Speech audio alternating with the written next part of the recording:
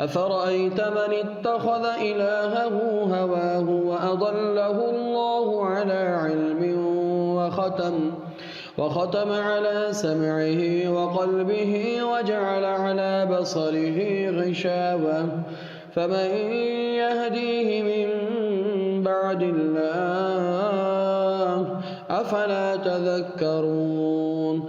یہ لوگ کہتے ہیں کہ جب انسان کو عقل و فہم دیا گیا تو پھر اسے وحی کی رہنمائی کی کیا ضرورت ہے؟ لیکن کیا تو نے اس شخص کی حالت پر غور نہیں کیا جو اپنے جذبات ہی کو اپنا معبود بنا لیتا ہے اور وہی کچھ کرتا ہے جو اس کی خواہشات کا تقاضا ہوتا ہے؟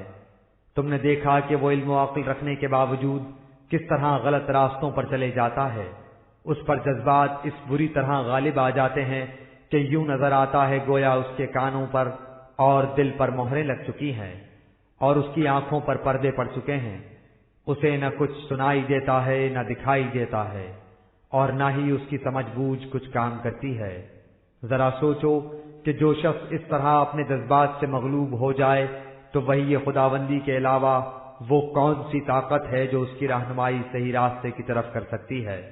انسان کے پاس سب سے بڑی قوت عقل ہی کی ہے، لیکن جب اس پر جذبات غالب آ جائیں تو عقل خود ان جذبات کی لونڈی بن جاتی ہے اور ان کے بروئے کار آنے کے لیے سامان و ذرائع بہم پہنچاتی اور ان کے جواز کے لیے فریب آمیز دلیلیں وضع کرتی ہے۔